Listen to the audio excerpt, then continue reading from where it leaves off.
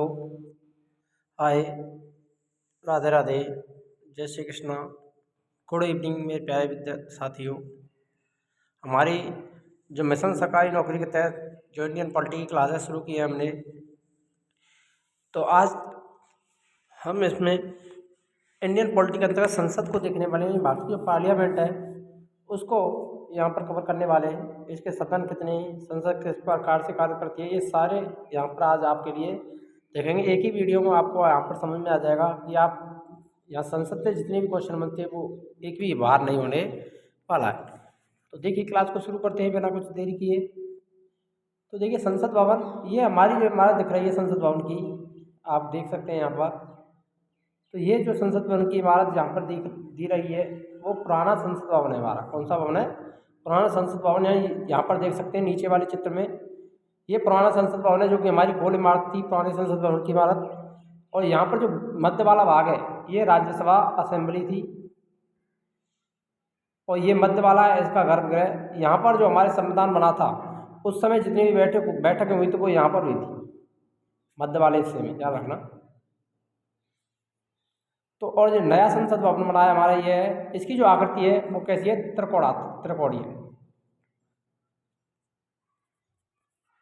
त्रिकोणीय संसद भवन है। जो वर्तमान में हमारा नया संसद भवन बना है उसकी आकृति कैसी है? नए की त्रिकोणीय है, ध्यान रखना। और इसके जो वास्तुकार हैं, नए संसद भवन के वास्तुकार कौन है ये भी आपको ध्यान रखना है। विमल पटेल इसके वास्तुकार हैं। अब हम बात करते हैं अपनी संसद के बारे में, जो हमारी मेन क्लास है उस पर चलते हैं। देखिए संसद का जो उल्लेख मिलता है भारतीय संसद वो अनुच्छेद 79 के तहत मिलता है। हमने कल अनुच्छेद कराए थे, कल के वीडियो में आपके लिए, वहाँ पर आपके लिए बहुत ही इंपॉर्टेंट थे। तो अनुच्छेद वाली क्लास यदि आपने नहीं देखी है तो आप हमारे चैनल पर जाकर के हमारी प्ले लिस्ट में वहाँ पर देख सकते हैं। महत्वपूर्ण जो अनुच्छेद थे वो कभी एक ही वीडियो में आपको आसानी से याद करा दिए थे। देखिए आप यहाँ पर संसद की बात करें तो संसद का उल्लेख मिलता है वो अनुच्छेद 79 के तहत मिलता है। संसद के कितने अंग हैं? 3। कितने अंग हैं संसद के? 3 अंग हैं। आपको ये भी ध्यान रखना है कि भारतीय जो संसद है उसके कितने अंग हैं? तो 3 अंग हैं। तो कितने अंगों की बात करें? 3, राज्यसभा, लोकसभा और राष्ट्रपति। तो ये तीनों ही संसद के अंग माने जाते हैं। अगर सदनों की बात करें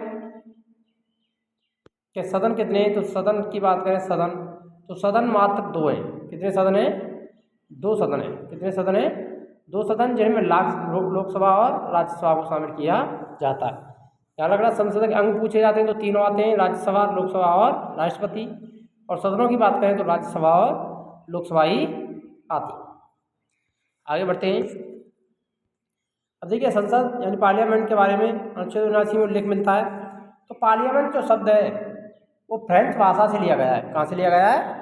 फ्रेंच भाषा से लिया गया है। संसद की जो जननी मानी जाती है वो ब्रिटेन को माना जाता है। किसको कहते हैं? ब्रिटेन, यानी इंग्लैंड को संसद की जननी कहा जाता है। संसद के कितने अंग हैं यानी पार्ट होते हैं? तो 3 पार्ट होते हैं, ये हमने आगे बता ही दिया है।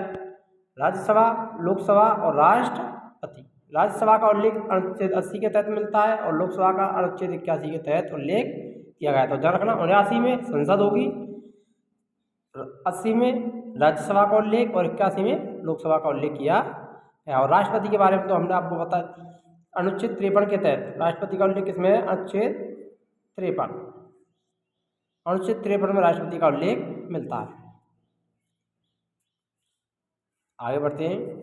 संसद के कितने सदन होते हैं? सदनों की बात करें तो संसद के 2 सदन हैं, हमने बताया ही दिया है पहले। संसद के कितने सदन होते हैं? 2। अब बात कर लेते हैं भारतीय संसद भवन के निर्माण की। तो जो पुराना संसद भवन था भारत का, उसका जो निर्माण किया था वो एडविन लुटियंस ने किया था। वह हार्वर्ड बेकर के द्वारा किया गया था। एडविन लुटियंस और हार्वर्ड बेकर, इन्होंने संसद भवन का निर्माण किया था। जो प्राचीन संसद भवन था, ये भी आपको ध्यान रख लेना है कि प्राचीन संसद भवन के निर्माण करने वाले कौन थे? तो एडविन लुटियंस और हार्वर्ड बेकर। और वर्तमान जो संसद भवन बना है उसके वास्तुकार कौन है? विमल पटेल। कौन है? विमल पटेल। ये भी आपको ध्यान रख लेना है यहाँ पर। आगे बढ़ते हैं अब। तो जो हमारा प्राचीन संसद भवन था उसके बाहरी पर्दी की बात करें तो 144 ग्रेनाइट के पत्थरों के स्तंभ पर टिकी है। यानी उसके चारों तरफ कितने थे खंभे थे, तो 144 खंभे थे जो प्राचीन इमारत थी उसमें। भारतीय संसद भवन में भाषण देने वाले अमेरिकी राष्ट्रपति कौन कौन रहे हैं, तो सबसे पहले बात करते हैं 1969 में डी आइजनहॉवर ने भारतीय संसद में भाषण दिया था। जिमी कार्टर ने 1978 में, बिल क्लिंटन 2000 में और बराक ओबामा ने 2010 में भारतीय संसद में भाषण दिया था। ये भी आपको ध्यान रखना है कि भारतीय संसद में भाषण देने वाले अमेरिकी राष्ट्रपति कौन है, Eisenhower, Jimmy Carter, bill Clinton और बराक ओबामा। अब आते हैं संसद के सत्रों की, तो संसद के कितने सत्र होते हैं, 3 सत्र होते हैं। कितने सत्र होते हैं, 3 सत्र होते हैं। इनमें पहला बजट सत्र, दूसरा मानसून सत्र और तीसरा शीतकालीन सत्र। इंपॉर्टेंट है, ध्यान रखना कौन सा सत्र कब होता है, ये भी आपको पूछा जाता है क्वेश्चनों में कि बजट सत्र कब से प्रारंभ होता है, तो वो फरवरी से मई तक, मानसून सत्र जुलाई से सितंबर तक और शीतकालीन सत्र नवंबर से दिसंबर तक। तो यहाँ पर जो सबसे लंबा रहता है वो बजट सत्र सबसे लंबा होता है, ध्यान रखना सबसे लंबा सत्र कौन सा होता है, बजट सत्र।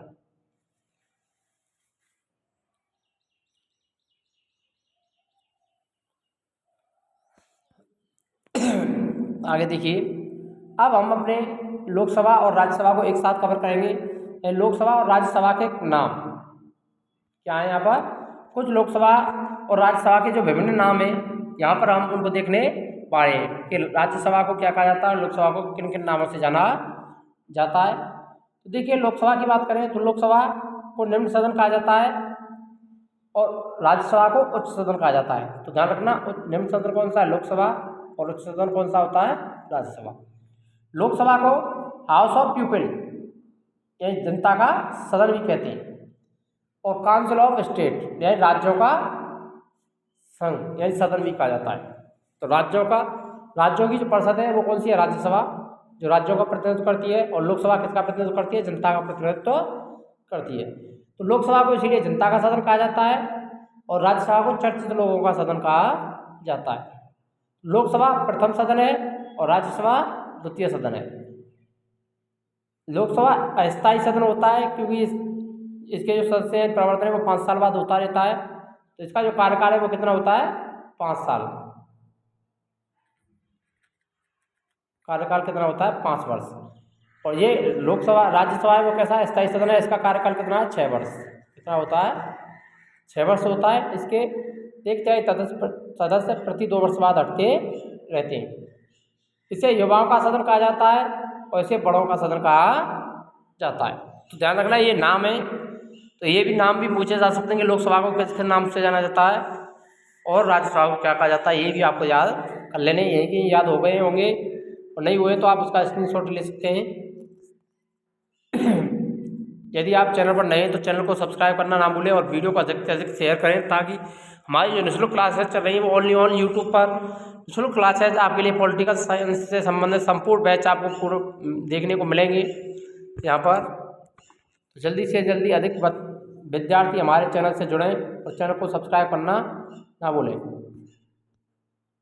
देखिए, लोकसभा में सदस्यों की जो संख्या है, वर्तमान की स्थिति की बात कर रहे हैं हम। वर्तमान जो स्थिति है 2026 के बाद इसमें संशोधन हो जाएगा या परिवर्तन हो जाएगा, ये भी आपको ध्यान रखना है परिसीमन के बाद में। तो 552 अधिकतम लोकसभा की सदस्य संख्या हो सकती है। 550 राज्य और केंद्र शासित प्रदेशों से लिए जाते थे और 2 एंग्लो इंडियन थे जो पहले प्रावधान था, जिसमें 530 राज्यों से और 20 केंद्र शासित प्रदेशों से लिए जाते थे। लेकिन संविधान संशोधन 104वां संविधान संशोधन हुआ है, उसके अंतर्गत यानी भारत का 104वां संविधान संशोधन जो हुआ है 2019, उसके तहत इसमें कुछ परिवर्तन किए गए हैं। एंग्लो इंडियन का जो आरक्षण था उसे अब समाप्त कर दिया है, खत्म कर दिया है। अब एंग्लो इंडियनों को जो हमारी संसद है उसमें कोई भी आरक्षण नहीं दिया जाएगा। तो इसीलिए इनकी जो सदस्य संख्या कम हो जाने के बाद दो थे एंग्लो इंडियन सदस्य, तो उनकी कम होने के बाद जो वर्तमान स्थिति है लोकसभा की, वो 550 सदस्य हो सकते हैं। 550 सदस्य भी राज्यों और केंद्र शासित प्रदेशों से होंगे, एंग्लो इंडियन यहाँ पर शामिल नहीं होंगे। तो एंग्लो इंडियन के बारे में आपको बता देते हैं कि एंग्लो इंडियन किसे कहते हैं, यानी जिस किसी के माता पिता एक भारतीय या एक अंग्रेज था, उसके जो संतान है वो एंग्लो इंडियन के नाम से जानी जाती थी। तो अब एंग्लो इंडियन को समाप्त करके 550 सदस्य रह चुके हैं, 2 सदस्य हटा दिए। लोकसभा में अधिकतम संख्या कितनी हो सकती है? 550। अब एंग्लो इंडियन यहाँ पर नहीं रहेंगे। ये कौन सा संविधान संशोधन था? 104वां संविधान संशोधन, जिसके तहत इसको समाप्त कर दिया गया था। आगे बढ़ते हैं, अब इसको आसानी से और समझ लें। वर्तमान में सदस्यों की जो संख्या है, ये वर्तमान सदस्य संख्या कितनी है लोकसभा की, ये भी आप यहाँ पर देख लें। लोकसभा में तो 545 सदस्य, जिनमें से -2 कर दिए कि 543 सदस्य रह गए हैं, क्योंकि 2 एंग्लो इंडियनों का जो आरक्षण था वो समाप्त कर दिया है। तो वर्तमान में कितने सदस्य हैं? 543, जिनमें से 530 सदस्य राज्यों के और 13 केंद्र शासित प्रदेशों के थे। इसमें भी आपको जो हमारे जम्मू कश्मीर और लद्दाख जो अलग से केंद्र शासित प्रदेश बनाए गए थे, उसके बाद में इनकी स्थिति में भी थोड़ा बहुत परिवर्तन हुआ है। तो इनमें से जो 6 सदस्य थे, कितने थे? 6। तो 6 सीटों को कम करके 524 वर्तमान में राज्यों से, और यहाँ पर 13 में 6 बढ़ा करके 19 एक केंद्र शासित प्रदेश बना दिया गया है। जम्मू कश्मीर को क्या बना दिया है? केंद्र शासित प्रदेश बना दिया गया है। तो इसीलिए यहाँ पर जो सदस्य संख्या है, और लद्दाख भी है वो भी केंद्र शासित प्रदेश है, तो यहाँ पर केंद्र शासित प्रदेशों की संख्या में वृद्धि हो गई है। यहाँ पर 19 सदस्य आएंगे और राज्यों से कितने हो जाएंगे? 524। ये भी परिवर्तन हुआ है, ध्यान रखना। जब लद्दाख का 1 सदस्य और जम्मू कश्मीर से कितने सदस्य आएंगे?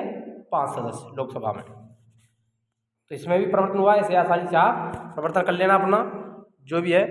तो वर्तमान स्थिति क्या है? वर्तमान में राज्यों से कितने सदस्य हैं लोकसभा में? 524, और केंद्र शासित प्रदेशों के 19 सदस्य। पहले 530 थे और केंद्र शासित के 13 थे। आगे बढ़ते हैं, राज्यसभा में सदस्यों की संख्या को भी देख लें।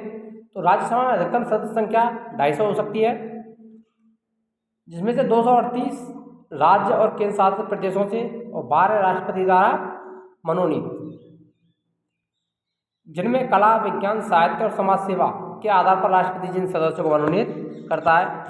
वर्तमान स्थिति राज्यसभा में सदस्यों की 245 सदस्य वर्तमान में हैं, जिनमें 233 राज्य और केंद्र शासित प्रदेशों से हैं और 12 राष्ट्रपति द्वारा मनोनीत सदस्य हैं। तो ध्यान रखना, वर्तमान सदस्य संख्या कितनी है? 245 है, और लोकसभा की कितनी है? 543। अधिकतम कितनी हो सकती है?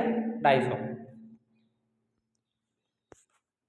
आगे देखिए, अनुच्छेद 81 में लोकसभा का उल्लेख और राज्यसभा का उल्लेख अनुच्छेद 80 के तहत मिलता है। अब इनके कार्यकाल के बारे में देखें, ये मैंने बता भी दिया है। तो लोकसभा का जो कार्यकाल है वो 5 साल का होता है, और राज्यसभा का जो कार्यकाल है वो कितना होता है? 6 वर्ष का होता है। लोकसभा को भंग किया जा सकता है, लेकिन राज्यसभा को भंग नहीं किया जा सकता। यानी तुलनात्मक रूप से पढ़ेंगे तो हमको आसानी रहेगी इन दोनों में क्या अंतर है। अब इसके सदस्यों की योग्यताएं, लोकसभा के वह भारत का नागरिक होगा और राज्यसभा के भी भारत का नागरिक होगा। यहाँ पर आयु में परिवर्तन है। लोकसभा में आयु 25 वर्ष होती है, लेकिन राज्यसभा सदस्य के लिए आयु 30 वर्ष। सरकार के किसी भी लाभ के पद पर नहीं होगा, सरकार के किसी भी लाभ के पद पर नहीं होगा, यानी ये तो समान है। पागल व दिवालिया नहीं होगा, वह पागल दिवालिया नहीं होगा। सिर्फ आयु में परिवर्तन है, इतना ही ध्यान रखना है। योग्यताओं में लोकसभा को जनता का सदन कहा जाता है, जबकि राज्यसभा को शिक्षितों का सदन कहा जाता है। केवल आयु में परिवर्तन है और सेम योग्यताएं वही रहेंगी, ध्यान रखना। 25 वर्ष लोकसभा के लिए और राज्यसभा के लिए 30 वर्ष। लोकसभा निम्न सदन है, राज्यसभा उच्च सदन है, तो यहाँ पर निम्न के कारण तो कम रहेगा, 5 वर्ष कम करना है, और अधिक देता है तो 30 वर्ष अधिक राज्यसभा में, यानी ये उच्च सदन है तो इसको बढ़ा देते हैं 5 वर्ष। आगे देखिए, अनुच्छेद 81 और अनुच्छेद 80 के तहत यहाँ पर आप चुनाव प्रक्रिया में अंतर देखते हैं। तो चुनाव, लोकसभा सदस्यों का चुनाव प्रत्यक्ष रूप से होता है, यानी प्रत्यक्ष मतदान प्रणाली के द्वारा लोकसभा सदस्य चुने जाते हैं। चुनाव में जनता भाग लेती है, यानी जनता के द्वारा सीधे लोकसभा सदस्यों का चुनाव किया जाता है, जिनको हम बोलते हैं एमपी। क्या बोलते हैं? एमपी। लोकसभा सदस्यों को क्या बोलते हैं? MP, member of parliament. अब राज्यसभा सदस्यों की बात करें तो इनका चुनाव अप्रत्यक्ष रूप से होता है, यानी राज्यसभा का प्रत्यक्ष रूप से, लोकसभा का प्रत्यक्ष रूप से, लेकिन राज्यसभा का अप्रत्यक्ष रूप से। इसके सदस्यों का जो चुनाव है उसमें विधायक, एमएलए भाग लेते हैं, यानी जो राज्यों की जो विधानसभा होती है, मेंबर लेजिस्लेटिव असेंबली, यानी राज्य विधानसभा के सदस्य भाग लेते हैं। किसके सदस्यों के चुनाव में? राज्यसभा सदस्यों के चुनाव में। सदस्यों का चुनाव 5 वर्ष पर होता है 2019 से 2024। प्रत्येक 2 वर्ष पर 1/3 सदस्यों का चुनाव होता है। यानी राज्यसभा के क्या है, 1/3 सदस्य प्रत्येक 2 वर्ष बाद हटते रहते हैं और नए सदस्यों का चुनाव करा लिया जाता है। अब जो चुनाव हुए 2024 में हो चुके हैं और ये कब रहेंगे 2029 तक। 2029 के बाद नए चुनाव होने हैं। अब यहाँ पर देखिए 2020 से 2026, 2022 से 2028 और 2024 से 2030। तो यानी जो सदस्य 2020 में निर्वाचित हुए थे उनका जो कार्यकाल है वो 2026 तक रहेगा। जो 2022 में रहे थे उनका कार्यकाल 2028 में समाप्त होगा और 2024 में उनका कार्यकाल 2030 में समाप्त हो जाएगा। इस प्रकार से राज्यसभा सदस्य हटते रहते हैं, लेकिन ये स्थायी सदन माना जाता है और ये अस्थायी सदन है। लोकसभा को भंग किया जा सकता है, राज्यसभा को भंग नहीं किया जा सकता। अब आते हैं लोकसभा के पदाधिकारियों के बारे में। तो लोकसभा के पदाधिकारियों का उल्लेख अनुच्छेद 93 के तहत किया गया है। इसमें लोकसभा के अध्यक्ष और उपाध्यक्ष 2 पदाधिकारी होते हैं, लोकसभा अध्यक्ष और उपाध्यक्ष। तो प्रोटेम स्पीकर जो होता है वो अस्थायी अध्यक्ष होता है। प्रोटेम स्पीकर को राष्ट्रपति नियुक्त करता है। तो प्रोटेम स्पीकर की नियुक्ति किसके द्वारा की जाती है, राष्ट्रपति के द्वारा की जाती है। आपको ध्यान रख लेना है कि प्रोटेम स्पीकर की नियुक्ति कौन करता है, राष्ट्रपति करता है। प्रोटेम स्पीकर का काम लोकसभा के नए सदस्यों को शपथ दिलाना। यानी जब लोकसभा के नए चुनाव हो जाते हैं उसके बाद नए सदस्य आते हैं, उनको शपथ दिलाने का कार्य कौन करता है, प्रोटेम स्पीकर करता है। वर्तमान में प्रोटेम स्पीकर भर्तृहरि मेहता जो कि 28वीं लोकसभा के प्रोटेम स्पीकर बनाए गए। अध्यक्ष एवं स्पीकर। लोकसभा के अध्यक्ष का चुनाव लोकसभा के सदस्यों द्वारा किया जाता है। तो लोकसभा के अध्यक्ष के रूप में इन्हें अलग से शपथ नहीं लेनी पड़ती। ध्यान रखना, जो लोकसभा अध्यक्ष है उसे लोकसभा अध्यक्ष के रूप में कोई अलग से शपथ नहीं लेनी पड़ती, बल्कि लोकसभा सदस्य के रूप में उसको शपथ दिलाई जाती है। अध्यक्ष अपना त्यागपत्र उपाध्यक्ष को देता है। तो लोकसभा अध्यक्ष अपना त्यागपत्र किसे दे सकते हैं, उपाध्यक्ष को। किसको दे सकते हैं, उपाध्यक्ष को दे सकते हैं। ये आपको ध्यान रखना है, त्यागपत्र किसको देगा, लोकसभा अध्यक्ष, उपाध्यक्ष। वर्तमान लोकसभा के अध्यक्ष ओम बिरला हैं, जो 2019 से लगातार बनते ही आए। अब 2024 में इन्हीं को बनाया गया है लोकसभा अध्यक्ष। अब देखिए लोकसभा अध्यक्ष के कार्य और अधिकार क्या क्या होते हैं। तो लोकसभा के सभी कार्यों का सही रूप से संचालन करना और नियंत्रण करने का कार्य लोकसभा अध्यक्ष करता है।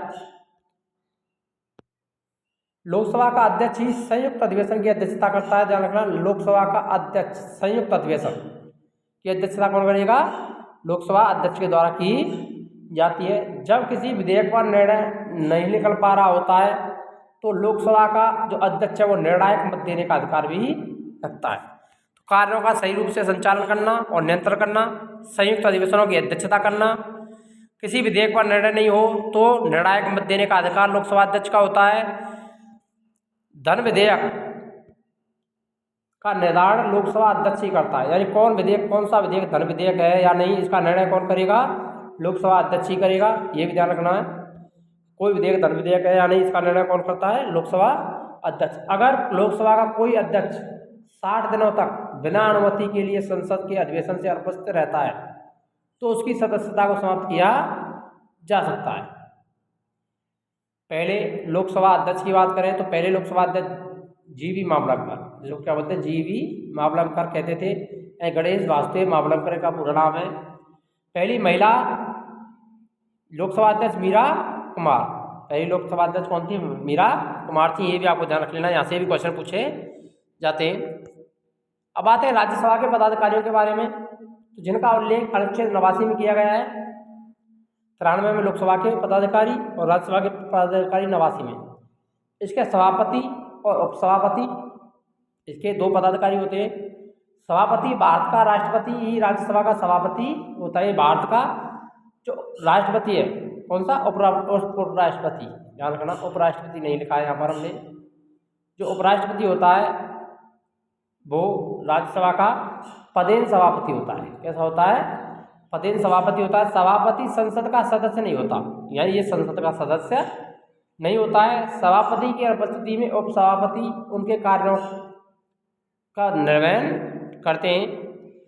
सभापति यानी जो उपराष्ट्रपति है वो अपना त्यागपत्र राष्ट्रपति को देता है। किसको देता है, उपराष्ट्रपति राष्ट्रपति को, और राष्ट्रपति अपना त्यागपत्र किसको देता है?